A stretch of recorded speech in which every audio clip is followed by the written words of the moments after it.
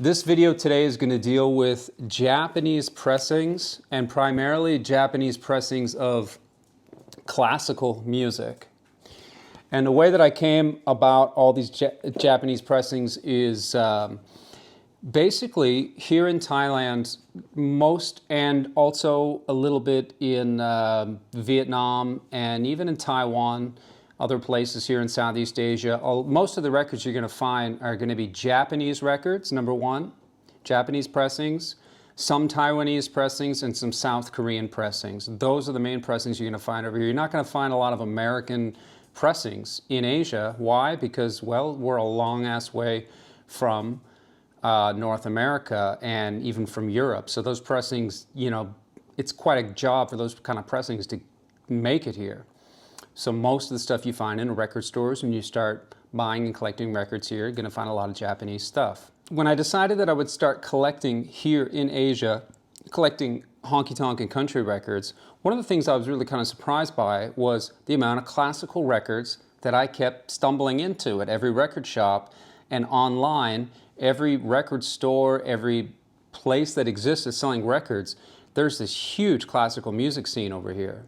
Well, a lot of that would come from Japan. There's a big appreciation there for classical music. The classical genre is a genre that I had sort of a passing interest in, but never really celebrated personally in my music collection. And so because I kept seeing this stuff, I thought, man, maybe I should look into classical records and start to learn a little bit about classical. And maybe I could actually start to buy some of the stuff and get into it, enjoy some of it, and maybe even buy, sell, and trade some of these records so I can in turn end up with more country honky-tonk records.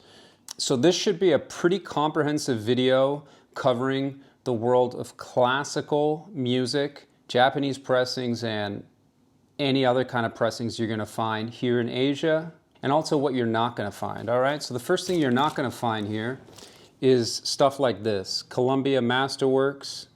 I don't know if you can tell, but this is an American pressing.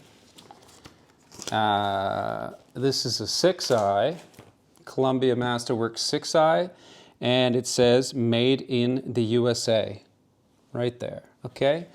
This is Bruno Walter, Beethoven, Pastorale, and I got this record here in a trade, but this is you're very unlikely to find stuff like this here, to be honest. I'm just showing you this as an example. The other thing you're not going to find a lot here in Japan is Decca. You're not going to find a lot of Decca stuff. You'll find a lot of London, a lot of Japanese London stuff that was printed at the King Record Company or at Nippon, the Nippon factory.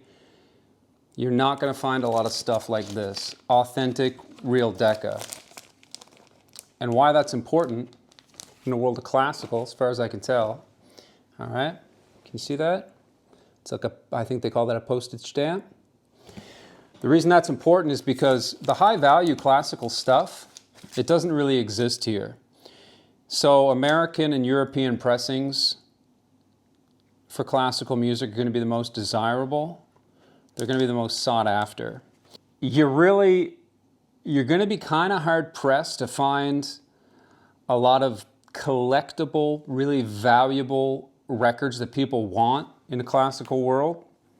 But there definitely are some, and we're going to get into it one by one here. This might be kind of a long video.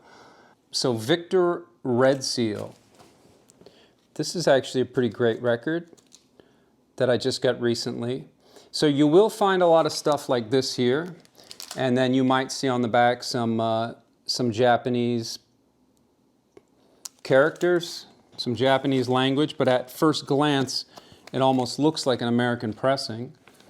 And this is actually a shaded dog. At first it kind of just looks like a standard shaded dog, but if you look at it closely, you will see that it was, what am I trying to tell you here? Manufactured by Victor Company of Japan Limited. It's the first line on the fine print on the bottom. A little hard to get that straight for you there. So the big question would be, well, you know, in the world of pop blues and jazz, Japanese pressings tend to be quite desirable, quite collectible, right? They tend to go for a bit of money.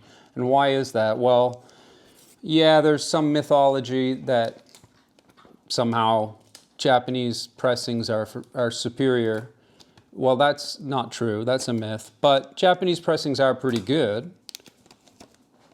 The main reason that they're so collectible is because in a lot of cases they have Obi Strips on them, which are just very cool looking.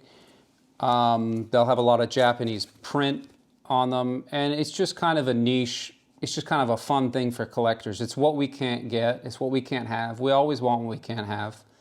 Believe me, the hardcore Japanese collectors, they don't want Japanese records, okay? They're looking for American records. So kind of like the opposite. But yeah, Japanese pressings are cool. It's just that when it comes to collectability, there's like a pretty fine line. This is another thing you'll find here. This is EMI, a variation of EMI, his master's voice. This is like kind of this is a very cool record, by the way. I mean, look, I've only been collecting classical for a couple months now, and I basically just have gone looking for records that were either like recommended in top lists, or stuff that looked interesting, or stuff that I pieced together.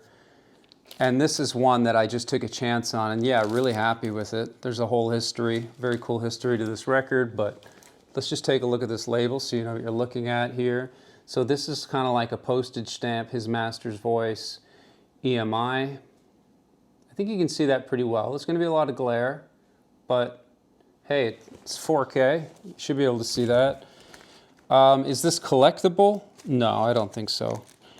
But where you can actually find something desirable and collectible is even just with a basic, like a red seal or an angel or a EMI Japanese pressing, is if you can find something that was like a variation of a record that was only pressed in Japan, and that variation doesn't exist in Europe or in America.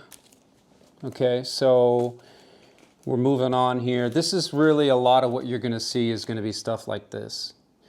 Now these are the famous. It's kind of hard, you know, this is backwards, eh? When I'm looking at the camera, it's completely backwards, so it's kind of hard to coordinate here. But this is the very famous, world famous Obi strip that you find on Japanese pressings.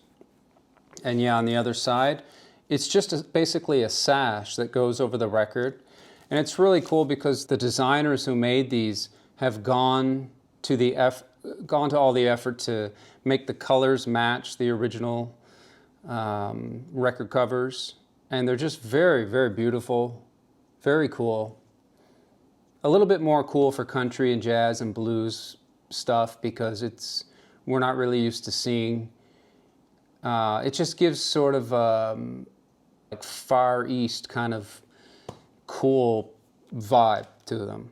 But this is Carry On's Planets, one of the probably many recordings he did of Planets, and this is on London. This is on London Records. You'll see a lot of this stuff over here. Probably not collectible. I didn't really know that at first, but this was a record that I really wanted to get pretty early in my collecting. I don't know if they call that I don't think that's a wide band, but you'll see in the fine print, if you do look at it, that that's printed by King Records in Japan.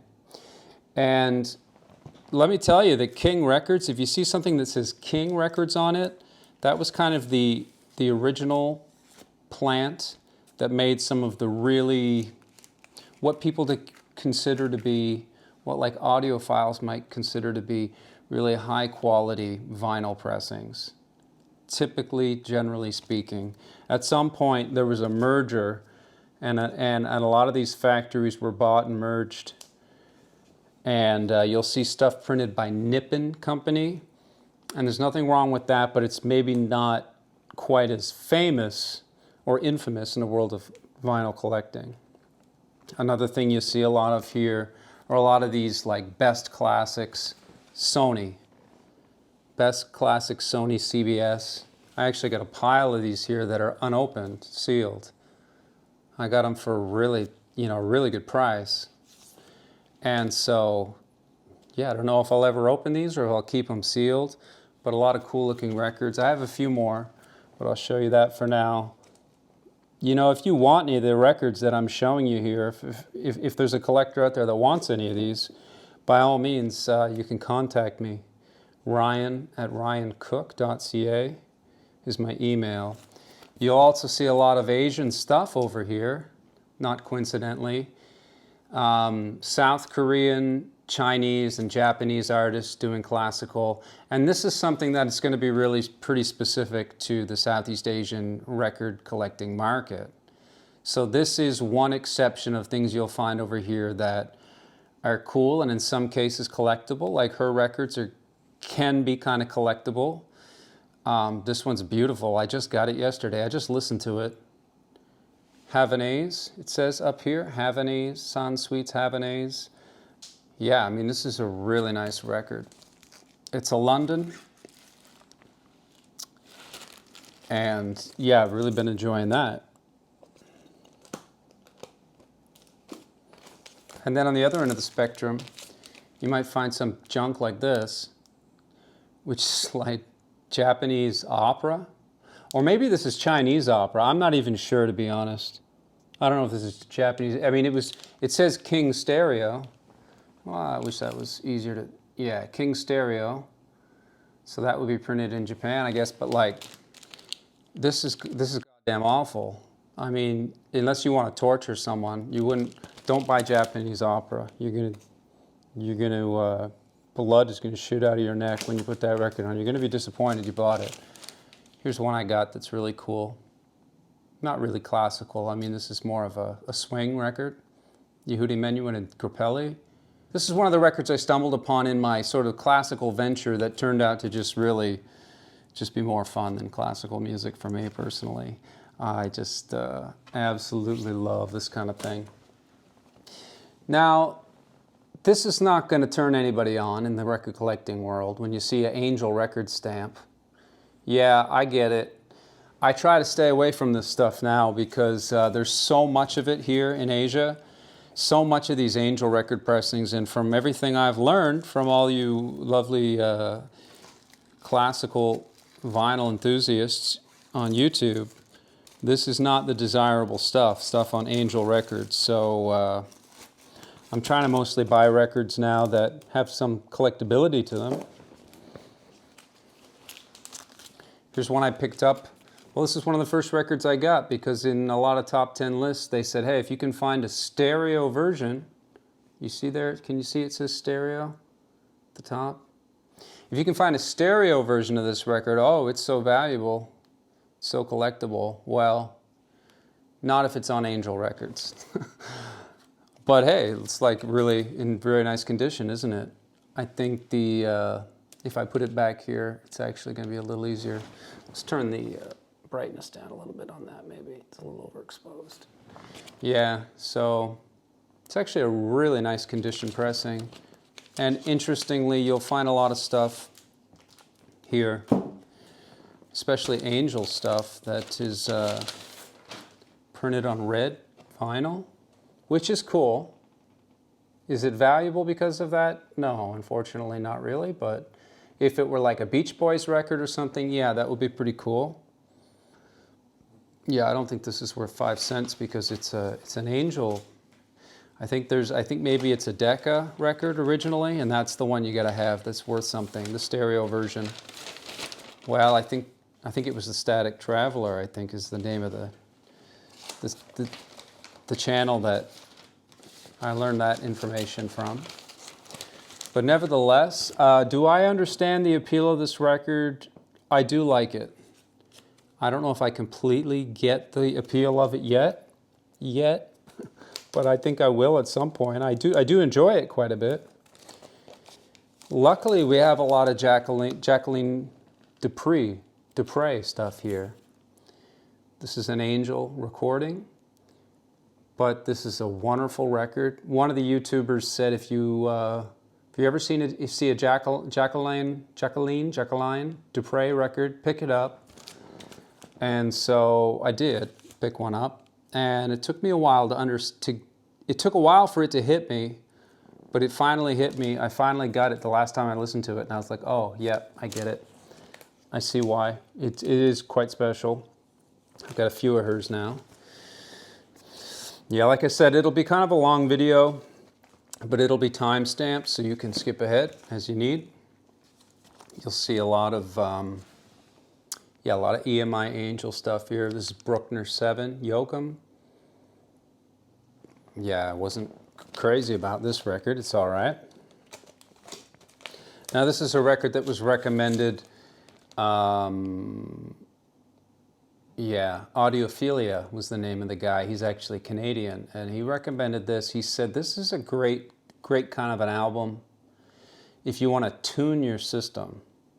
If you want to tune your record system, listen to this record for tuning. Now, I don't know what the hell that means, because I just have like some little shitty speakers here from China.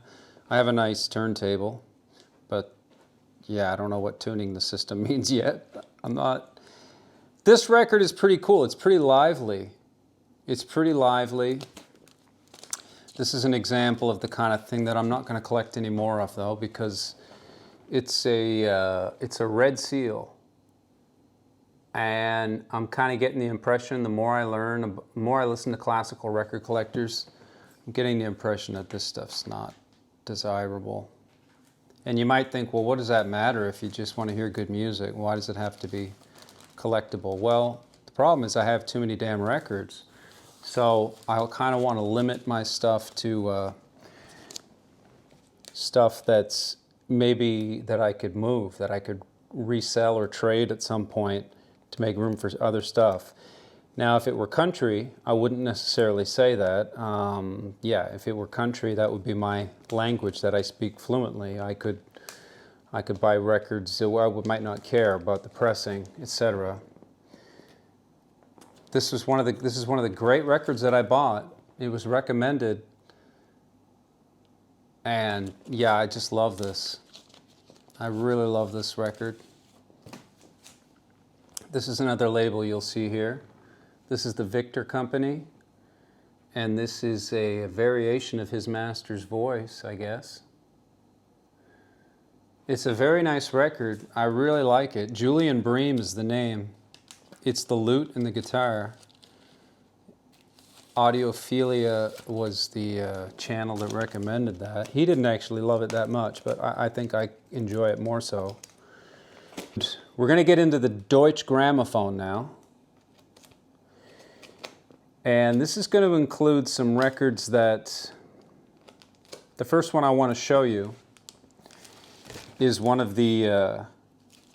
this is one of the all-time records. I mean, this is one of the very first classical records I collected just in the last few months. You know, I was studying for exams. I studied political science here. I'm doing a degree at the local a big university in northern Thailand, and I found that classical makes for great study music, right? So this is a record that will always be very fond in my memory because this is Beethoven's Fifth. Now you might not know, you might think, well, I don't know classical music at all, so I don't know what any of this stuff means. Well, I'm going to show you a little bit of Beethoven's Fifth because you know this. And this is, some people say, I guess, allegedly, this is one of the great performances of Beethoven's Fifth. And I can absolutely see why. It's incredible. It's off the charts, lively. Pops right off the record. You hear a little bit of it here. It's pretty intense.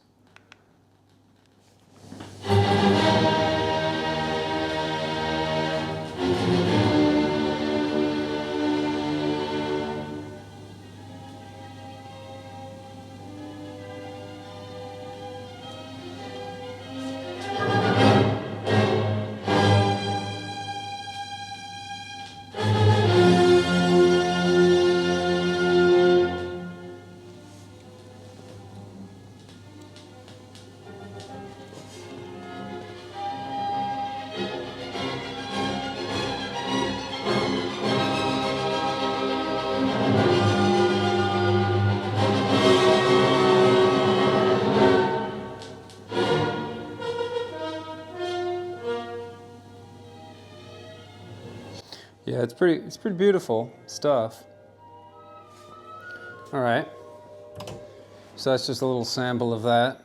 And so that's Deutsche Grammophon. We got a lot of Deutsche Grammophon in Asia. You're going to find a lot of it.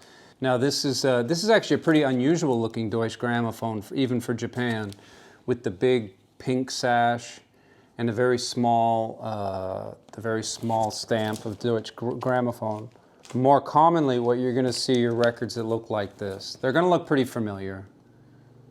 The huge Deutsche Grammophon box with an Obi strip. Now sometimes they won't have Obi strips, but most of the time these records originally came with Obis. And so certainly if you can get one with the Obi, that's going to be better because it looks better, it's more complete, it's the complete package, and yeah, probably more desirable. This is Kleiber doing Beethoven's 7th, which is also a pretty lively performance, pretty great. And the only way that you'd know it's Japanese is, of course, to flip it over and look at the Japanese writing would be one example, the Obi strip on the front. But then if you want to actually look at the record label itself, with all the reflection, the glare, and everything's kind of been horizontally flipped in respect to the way that I'm looking at it. So yeah, other than that, this really just looks like your standard Deutsche Grammophon pressing from the 70s or 80s. My God, there's a lot of glare on that. That's really fucking hard to see, isn't it? See if I turn the light down a little bit, maybe. Oh, you know what it is? Maybe it's that middle light. Let's just turn that right off. Oh yeah, that's going to be way better. But other than that, it just looks like a standard Deutsche Grammophon. Maybe not the most collectible label in classical music, but certainly they have their moments. Yeah, here's another nice one here that I got. Carl Orff, Carmina Burana. This is another one that if I play it for you, you're going to recognize it. You're going to say, yeah, I've heard that before. Which is kind of cool. Another thing I like about this, one of the reasons I got this, is because it is on the old Blue Tulip. So there were some really early records, stereo, early Deutsche Grammophon stuff printed here. I think these Blue Tulip labels, the old labels, I think they're slightly more collectible. Let's have a listen to this one. Just a second of it here. Yeah, it's just static. Basically, you're hearing it's not that dirty of a record, trust me.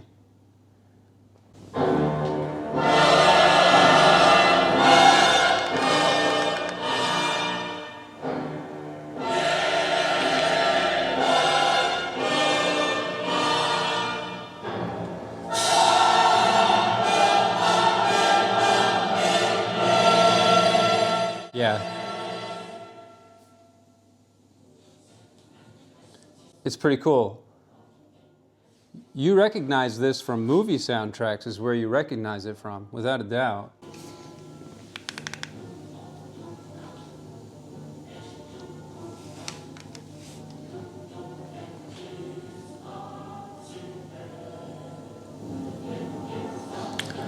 Very cool. I'm tempted to just let it keep going. I want it to kick back in here. You almost fall out of your chair when they kick back in. It's really quite shocking, sonically speaking. That's going to take too long. We can't wait for that. All right. So another classic record. Yeah, so this is an example of a record that when I bought it, I didn't really know the music. I just knew that this was a record that was worth getting. And then when I put it on, like you, I heard it. And I was like, oh my God, I've heard that my whole life. Here's another, this is Martha how do you say that? Argerich? Well, I really like this record a lot.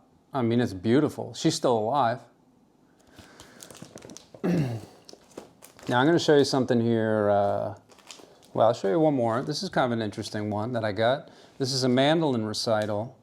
And of course, mandolin is an instrument we use in country and bluegrass music a lot. This is a Japanese guy on piano, by the looks of it. And this is a really great record. It's a double disc, I think, right? It's the first side of it has a few of the revolutions are kind of trashed on the first half of the record. There's a big scratch on it. I mean, this is pretty beautiful. I mean, you're going to see a lot of this stuff here. These nice, you know, kind of. It's almost got like a box set feel to it. Nice pictures. It's a beautiful like pressing. It's a whole event. This record. I mean, there's a lot going on here. Sadly, because it's all in Japanese, I mean, it kind of takes away a little bit of the enjoyment of flipping through all that. No, this is just a single record. What am I talking about? Why did I... Anyway, yeah, it's got a big old... I don't know if you could... I wonder if you could see that. Can you see the big scratch it's got on it? Maybe not. Maybe the glare is just going to be too intense on this. Yeah, actually it looks pretty clean, doesn't it? Well, anyway, there's a great big gash in the first... So the first 3 or 4 tracks are pretty noisy. And that's too bad. But the rest of the record sounds nice. So that'll be one that I won't be able to resell. I'll have to keep that one for myself. And that's fine. Yeah, I like it. All right. So this last Deutsche Grammophon I'm going to show you is something that's a little bit more unusual to find. And this is an example of something you might find in Asia. This is, I mean, this is an ancient pressing. Yeah, I don't know how old this is. It's Tchaikovsky's number 5. This guy's name is, I don't even know what that is, Julian Morinsky. And on the back, it actually has like sections of the music printed out, the sheet music. It's actually a really beautiful pressing of this. I mean, this thing is like, it's as old as the hills. It really is. I mean, of all the things that I've collected here in Asia, this has got to be the oldest record I've ever found. And it's so old that, like, you know, instead of, I mean, the book, it just opens up like this. Has anybody ever seen one like this before? I mean, it's a very old style of a jacket. They certainly don't make them like that anymore. And I'll tell you, this record, it's a Blue Tulip. I want you to know that this is the heaviest record I have ever picked up in my life. I mean, this thing must weigh 300 grams. That is, I mean, I've printed records 180 grams myself. And I can tell you that this weighs almost twice as much. I mean, this thing is like like indestructible. I could almost do bicep curls with it. It's that heavy. I could almost get a little bit of a pump out of it. And for that reason, I'm going to keep this in my collection just because it's so heavy. It's one of the most durable, heavy, hardcore records press that it's the most durable, everlasting record in my collection, Japanese or otherwise. And the music is not, it hasn't hit me yet, the music on this. I listened to it once. It didn't really do anything for me the first time, but in the future it might. Hopefully it does. Hopefully it does. I have one more to show you. This is one that I picked up. I heard it was a great record. Unfortunately, this is the French version, French language version. So, yeah, this is officially for sale. It's near mint. If anybody wants the French version of Histoire du Soldat, it's the history of the soldier.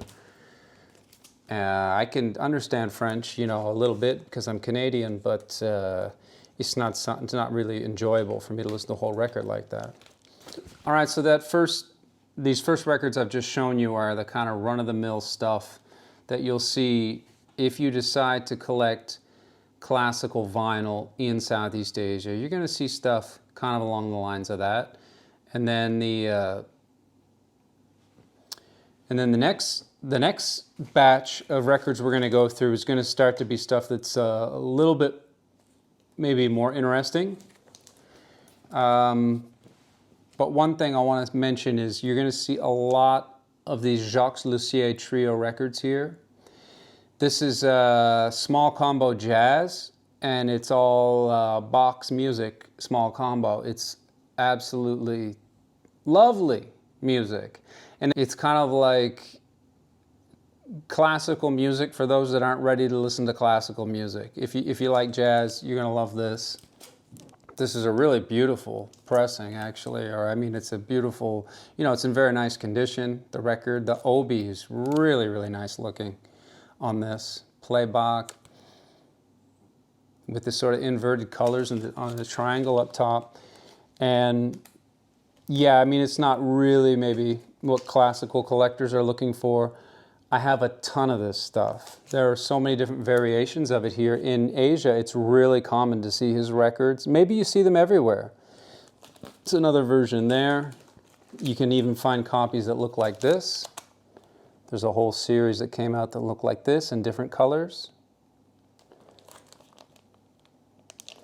I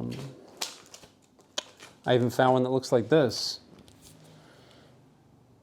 45 RPM audio check. This one was not my favorite of the records. He even has some newer stuff that was recorded digitally that came out. This was his big gig, I guess, was doing box music. So lucky for him, he decided to take that project on, because it seems like he just, I mean, there's like thousands of records out there. And to compare, here's what like a European, here's what an English pressing would look like, or a USA pressing. This is printed in England, but this is was also available in the US. This is on London. You can see up on the top corner here. And I did manage to find a set of these London, made in England by Decca Record Company. I did manage to find a set of these over here, even though these are not Japanese pressings, because I kind of got on this kick for the Jacques Lussier trio, and I probably went a little overboard. Oh, the last one I got was this here. This is kind of begins a little bit of what I would like to probably tell you about box sets. You're going to find a lot of box sets, and some interesting box sets. Like this one in particular is a bit collectible. I don't know that the condition of this one is going to be collectible, this one that I have in my hands. But you're going to find a lot of box sets in the Asian classical market. You're also going to find a lot of box sets that will be collectible, a lot of stuff that was only printed in Japan. So for that reason, people are looking for it. An example of that would be this one. Samson Francois Chopin Nocturnes. This is a collectible box set. It's quite desirable. I mean, it's not like worth hundreds and hundreds of dollars, but it's worth like $100 maybe. And is this, I don't know, I guess this is this must have been a Japanese pressing, because I guess that's why I have it. Yeah, I got on a kick for this guy when I discovered his stuff in this journey. And so I'm really, you know, I love his stuff. I'll pick it up. If I see his records, I'll usually pick them up. And I got a couple more I'll show you here. Well, this is the one that did it for me. This is probably my favorite. This is probably my top 2 or 3 favorite records that I got in this venture. Samson Francois plays Debussy, Children's Corner and stuff like that. It's on here. This is a EMI Angel pressing. And this is a pretty common series you'll see here. Angel Best 100. There's another one of his. He's got like the mustache and the suit jacket there on that one. And these are great records. Love them. Yeah, this is the kind of stuff I like. I found out in this short time that for classical music, I like solo work, trio, quartet, quintet stuff. I'm not as crazy about the symphony. I'm not as crazy for the orchestra and the opera, not at all. Some of it, like we looked at Kleiber's Beethoven's Fifth, that's an exception. And something like this would be an exception to that. You know, I really like this record. It's like a thematic album. But for me, mostly solo stuff, a little bit more intimate. That's the kind of stuff that I'm into. I'm not really going to even collect probably anymore, very many more orchestral-like records. So Vanguard, the Vanguard label had some Japanese pressings. This is Songs of the Auvergne, which was recommended. Yeah, I would say this actual pressing, I mean, maybe not the Japanese version, but I think this actual performance, rather, is one that was quite recommended. And it hasn't hit me yet. Like, I've listened to it a couple times, but it hasn't hit me. And it might someday. But for now, I haven't clued into why that record is so great yet. Here's another thing you're going to find you're going to see an Obi like this. This is another series that came out. It says Sx-68 Special 300. It's just another series. And this is who made this series? I think this is like CBS, isn't it? No, actually, this is London. Anserme doing Debussy. Well, I hate this record. You know, this is probably my least favorite record that I got. One of my least favorite. I mean, I don't care for it at all. And I'd say Debussy is probably one of my favorite of the, I can't even think of the word, artists that I've discovered. I mean, that wouldn't be, the composer would be the word I'm looking for, isn't it? Debussy would be one of my favorites. When it's played as a solo on a piano or the violin, yeah, but not this. I don't know. I guess this is probably a really great record, but I can't stand it. What you're probably wondering if you actually collect classical yourself is when are we going to get to the good stuff? Well, we're going to do that right now. We're going to start to get into some of the more collectible stuff that you'll find in Japan. You'll find some Irato, and you might be thinking to yourself, well, isn't that a budget label? I mean, some people say it's a budget label. Their records look amazing, and they have really nice performances, kind of like a little bit more obscure stuff. And maybe they're not collectible. I think a few of them are collectible. I think a few of the titles are. There's a lot of this stuff here available. Unfortunately, I don't see a lot of them with the Obi Strips for whatever reason. It's really hard to find information for these Irato Japanese pressings on Discogs. Most of them are not listed on Discogs, so that makes it a bit of a challenge and a bit of a chore if you want to catalog this stuff. That is one little downside to that. But lots of interesting music on the Irato label. Then there's going to be stuff like this. This just happens to be kind of a really wacky performance. This is a Japanese, and well, what is going on here? Do I even know what I'm talking about? I mean, this is almost unlistenable. It's so weird. I mean, I've listened to weird music in my life, a lot. Stuff that most people could never listen to. But in the world of classical, these are two records that are about as weird as anything I've ever listened to. They're pretty much unlistenable for me. This one looks beautiful, but this is just some really weird Japanese shit that was made, and if you're into that, these might be mildly collectible. Stuff like that, if you're into it, if you're into really blue sounding classical music. Here's another thing that's kind of a more interesting thing to find here. This is on the Adam label. See down in the bottom left corner there, it says Adam. And this is a Japanese pianist doing Debussy. So this is a pretty cool record. You're going to obviously find a lot of Japanese classical music here. This would be one thing that you'd keep an eye out for. Some of it can be collectible. And let me show you sticker on this one so you can see it. Yeah, it looks like that. I don't know much about this label, but that's a kind of off the beaten path record that I found. Here's another one. This is a really great record. This is guitar, this is classical guitar. This is on the this is a Eurodisc. Up on the other corner, you can see it says Eurodisc with a really nice Obi strip. This is in really great shape. I actually got this one on Facebook. I traded with a guy from Bangkok who had a bunch of really interesting records. Yeah. Yeah, whoever this guy is, I don't even, can't even, it's Santiago something. Let's see what the sticker looks like. Anyway, it's a great record. It's really great study music if you got an exam coming up. Eurodisc. Where was this one printed? This was printed by Nippon, Columbia, so this is a little bit of a later pressing. So, Philips.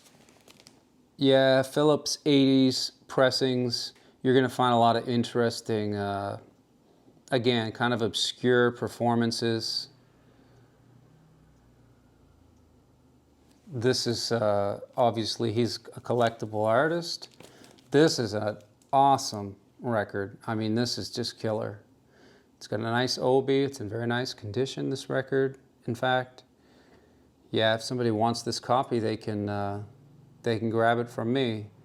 Janos Starker cello. I'll show you what the label looks like on this here. I've cleaned all these records, so they should be nice and shiny now. This is Philips Hi-Fi Stereo, and this is just a really cool record. Really cool. I can see why cello and violin music is quite collectible. It's outstanding. This guy's deadly on the cello. I don't know if he's still alive, but I don't think so for some reason. I feel like he's probably not. Here's another thing that was pretty cool to find over here.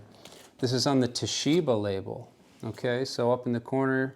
Now this is actually not something I've seen a lot of, but you should, in theory, see a lot of this label. Now this guy, I can't find hardly any information about online. I don't even think this record is on Discogs. It's a weird record. It's totally weird. Yeah, it's totally weird. But it's weird in a cool way. You can tell just by looking at it. Look at this guy. I mean, he looks cool, right? He's got a real curmudgeon kind of look to him. There's a documentary about him on YouTube. I don't know. He's kind of a wacky dude, I think. And he's like a hermit. Made this record.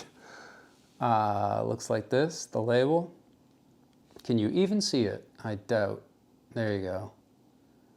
I'm not going to try and pronounce his name. It's a piano recital, just him on the piano. It's like, actually, let me play some of it for you. Wouldn't that be better than talking about it, maybe? Yeah, this video is going to be like 2 hours long. Sorry to say. Let's listen to a little bit of this.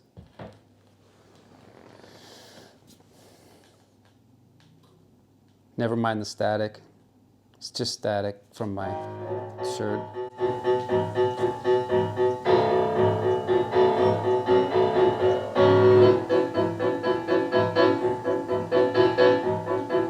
Don't adjust your system. That's the actual music. That's how it sounds. It's not skipping.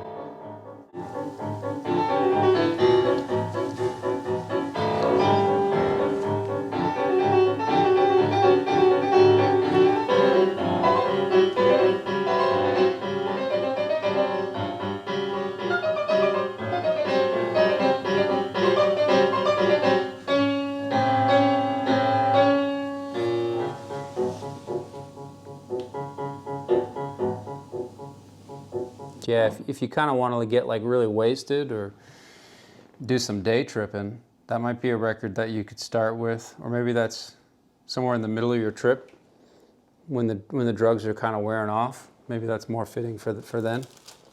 Ready for your second dose. That's a pretty weird record. I think it's really cool. In contrast to some of the weirder records I've found that are not cool. Well, I'm sure this is making a whole lot of noise right into the microphone. Those are records, man. It's a labor of love. All right, we're gonna get into some Denon here. So yeah, this is fun to find over here. You can find a lot of really, again, kind of like the Philips and maybe even the Erato, you can find a lot of interesting performances on Denon. I think it's a lot of digital recording myself, I think. Now, this one was recorded in Japan in 1977, it says. Andras Schiff. Yeah, this one's in nice condition. By the end of this journey, I started to kind of find my way. As you can see, we're kind of going almost in chronological order of how I how I collected this stuff. Master Sonic, PCM Denon. I think it's digital. Nippon Company, Japan. I don't know why I think it's digital, I just do. You can see it's a later pressing. PCM, what does that mean, PCM? I don't know why I said it's digital, maybe it's not. Another variation of the Denon stuff here. And don't worry, I have one Super Analogue disc here and a couple other cool things that you will see before this video is done. This is like a box set, but it's just one disc. They made some like this.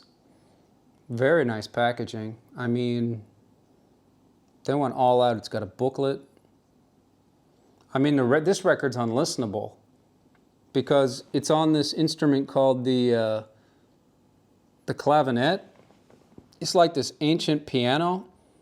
It sounds like a toy music box or something. I mean, it's horrible. I can't listen to this record ever again.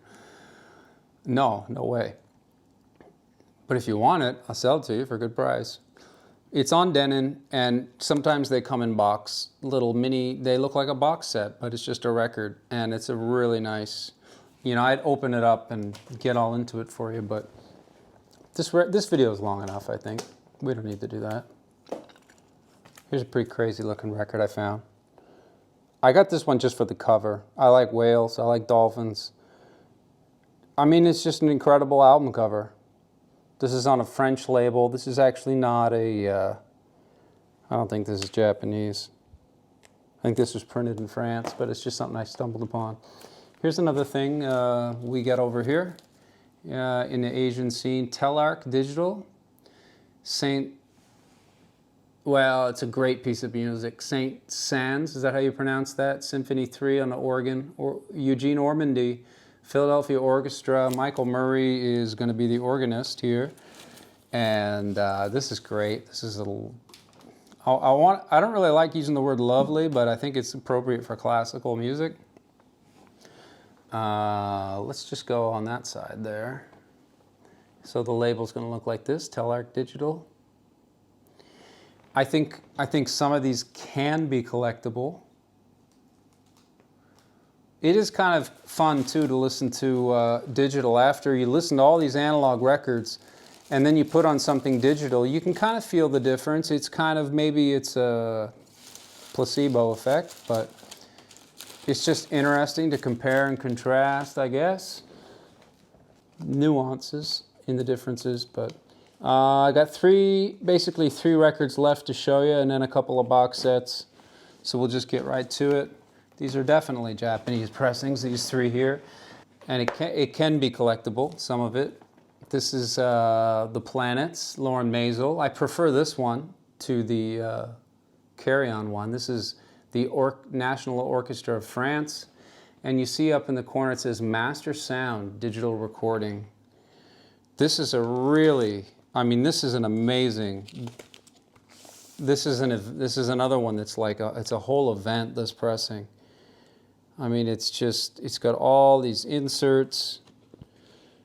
Really, really nice stuff. Beautiful. This is actually a booklet that talks all about the master sound process. It's all in Japanese. So you're going to need to use the app on your phone to translate some of this. I don't like to have my phone out when I'm listening to records because I like to kind of escape from the digital world for a minute when I do this. Another nice piece of paper here. This is another insert. Anyway, they kind of went all out with this pressing. It's really quite nice. I think what I wanted to say about it was that it even has its own dedicated cardboard inner sleeve. I mean, have you ever seen this before? I mean, that's pretty wild. I mean, that's really intense. It has its own dedicated record sleeve inside the main sleeve. And when you finally get, you know, to the middle of this maze, you find the record and it looks like this. And what's the, yeah, well, it's actually Sony. I mean, is the mother label of this project. But yeah, it's called it's the Master Sound series. All right. Well, I'll put that back together when the camera is not rolling.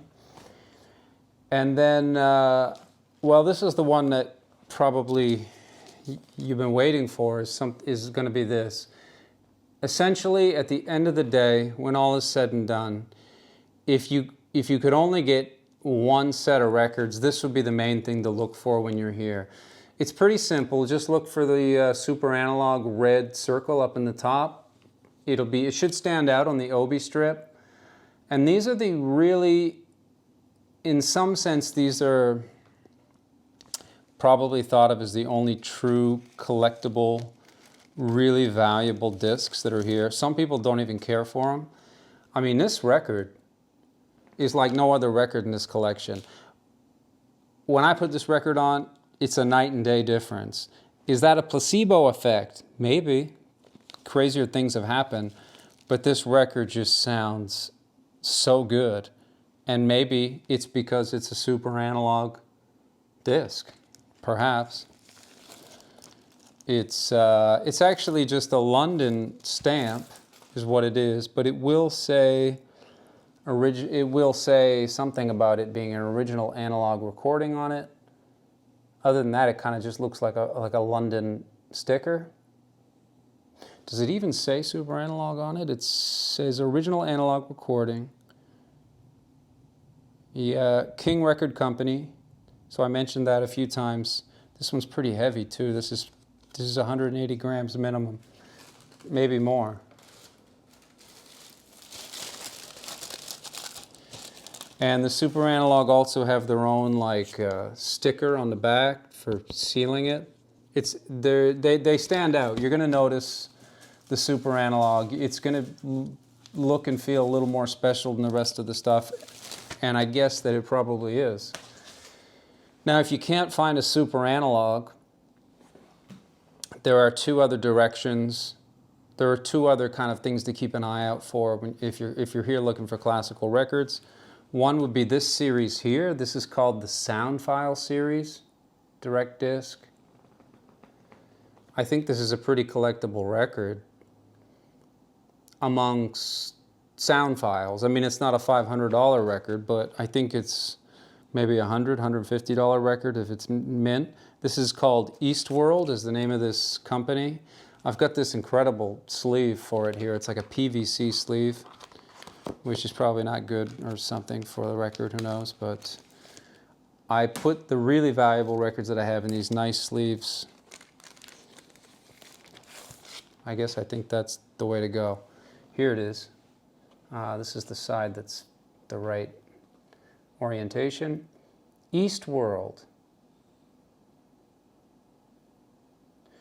Mozart Divertimento number 2, flat major K, 137. And it's got some nice inserts with it as well, this record. It's a Toshiba EMI release. If you look on the back of the Obi, you're going to see up here it says on the other side, Toshiba EMI. And they have this sound file series. Really good stuff. Yeah, I think it's a little bit collectible as well. Okay, so that's the kind of basic rundown. We started with the stuff that's not that collectible. We started with, if you can remember, we started with like just some basic London. Then there was like the Best Classics series, Sony CBS, and then the Deutsche Grammophon stuff. EMI Angel. That's the run-of-the-mill kind of classical pressings you find here. And believe me, they're not collectible. You'd rather just have an American or European pressing of those. But the last item to cover on this list is just the general topic of box sets. Because as you probably, I guess you probably know, box sets can be collectible. They can be desirable. And I've got a few that I picked up. And a lot of this stuff is funny because, you know, I don't really know what I'm doing in classical music. So I'm kind of just, I'm taking a gamble on some of this stuff. This one's in really nice condition. It's Bach suites. It's a cello, I think. Violoncello, Pablo.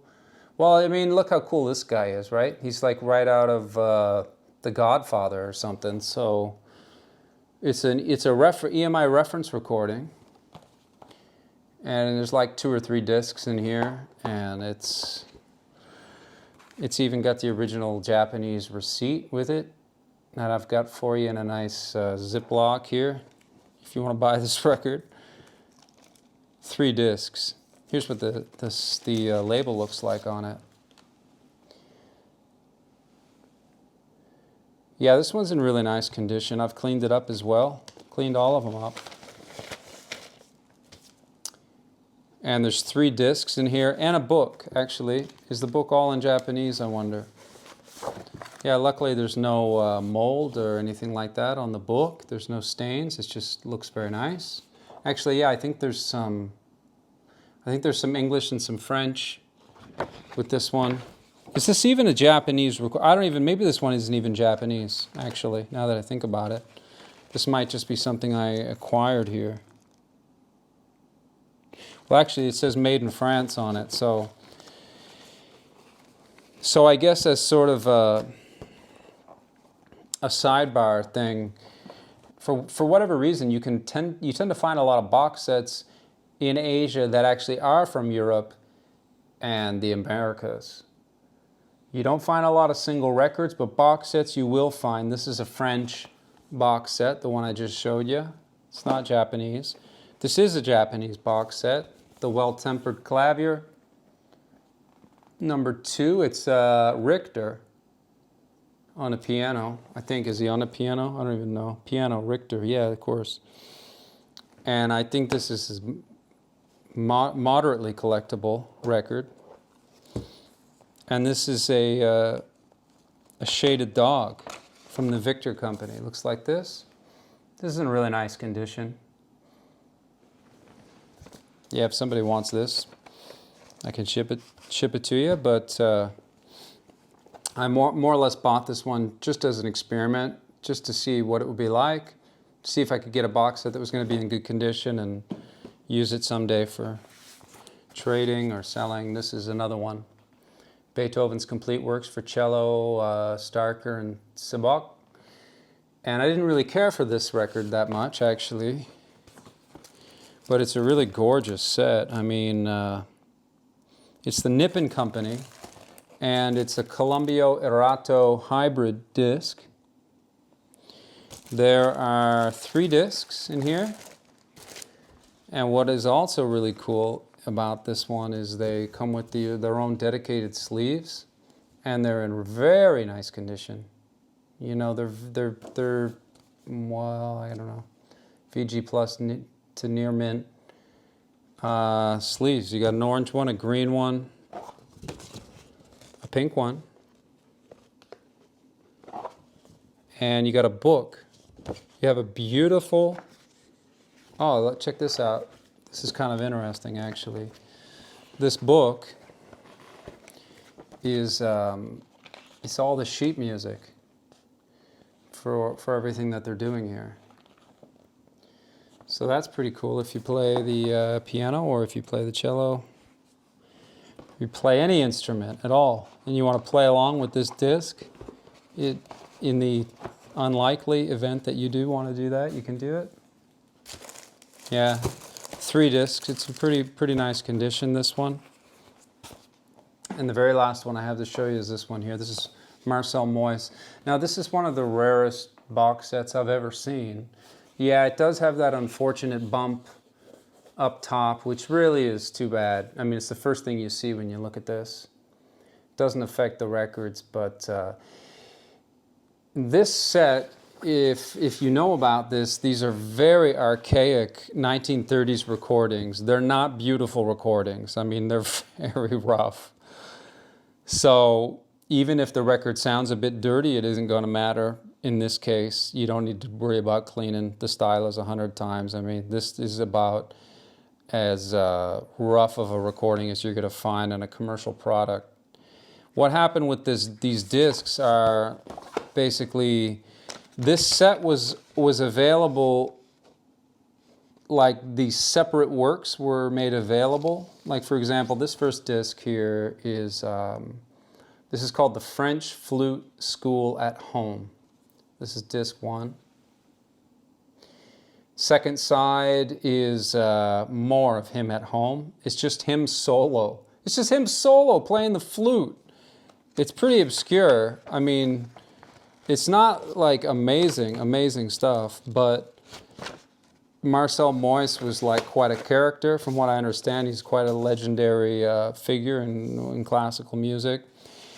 And you will sometimes find these discs on their own, you know, part 1, 2, 3, and 4. But to find them all together in a set, well, I can't even find a trace of it on Discogs anywhere, eBay, anywhere on the internet.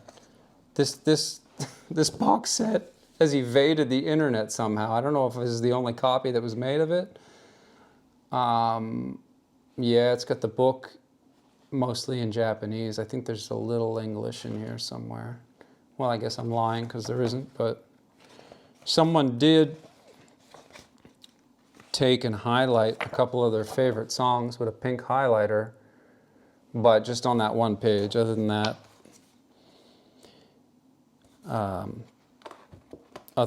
it's pretty nice. And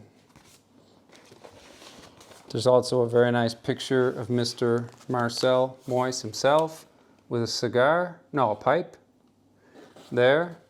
It's kind of a felt type of a box set. It's a Japanese label, Maimaramusu record. They did all of Marcel Moyse stuff. They printed it all, but never have I seen this before. And in my mind, it's collectible, but maybe only to me. That's kind of the rundown. That's a pretty comprehensive rundown of Japanese classical music, Japanese pressings, kind of everything that you're going to see over here. And not a lot else, I don't think. But the main takeaway is the Super Analogue, the Philips, direct disc, master sound, and just finding like niche artists or niche performances that were only printed in Japan. If you're looking for stuff that's collectible, I think that's the way to go.